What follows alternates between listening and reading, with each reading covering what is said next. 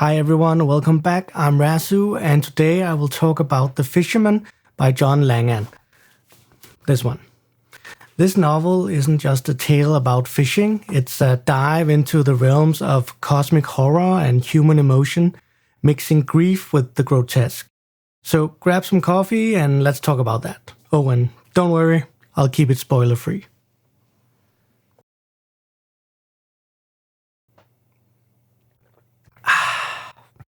The Fisherman centers around two main characters, Abe and Dan, who have both lost their families. Abe is the narrator and Dan is his friend.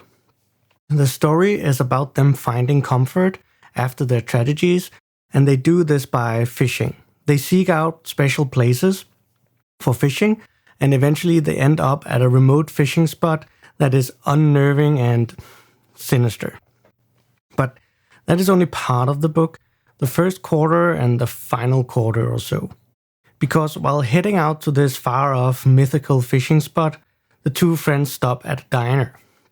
Here they are told a long story about a German immigrant who, a couple of generations earlier, stumbled into a dark and evil plot set in motion by a mysterious visitor known as, you guessed it, the Fisherman.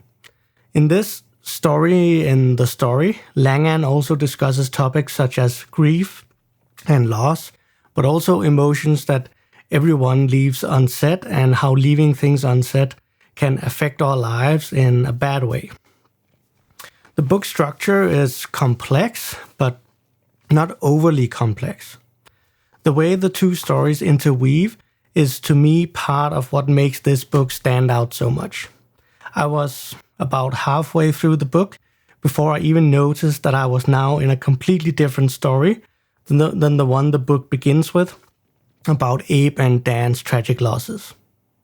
This narrative choice could potentially make some readers stumble, but personally I found it amazing and extremely well implemented. The story, of course, has horrific sea monsters, bloody body horror, and deep, dark, horrific water, as one would expect when the theme of the book is fishing. The story is very Lovecraftian. It is full of the trademark anxiety and fear of Lovecraft cosmic horror, and more than one of the supporting characters in the story live on the brink of insanity. But The Fisherman gives you something that Lovecraft often did not. Detailed descriptions of monsters and the gore they create, while still leaving their motivations for you as the reader to decide. Also, the way Langan describes the mystery of nature lends to the book's mysterious feel.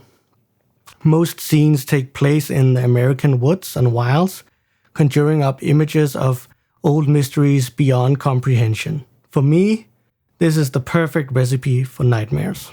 Langan does something that many authors who write about the Cthulhu mythos miss. Instead of writing about a particular known mythos horror, he uses the techniques of cosmic horror to tell his story of anxiety and universal fear. The fear of losing the ones we love, the fear of grief. The world is a thin veil hiding chaos, a place where we can be happy, only to see it ripped from us without notice. Langan manages to tie all of this into a story about fishing. If you're new to cosmic horror, then this is a great place to start.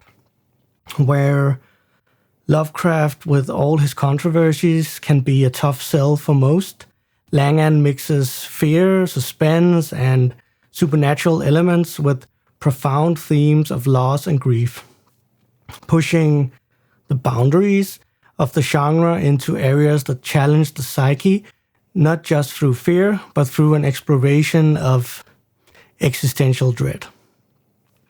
This approach has resonated deeply with readers, like me, who seek not only to be frightened, but also to be moved emotionally and intellectually.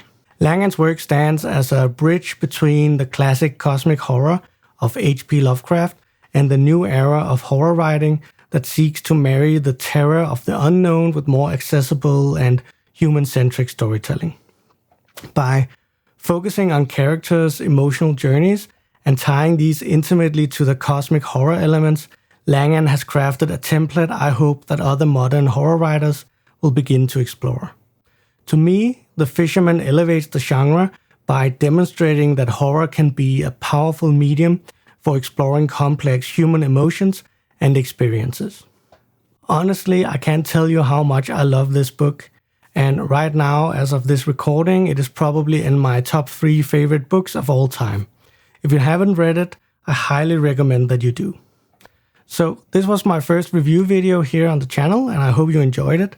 If you did enjoy the video, please do the YouTube thing, click all the buttons, like, subscribe, yada yada. If you have read this book, let me know in the comments what you think about it.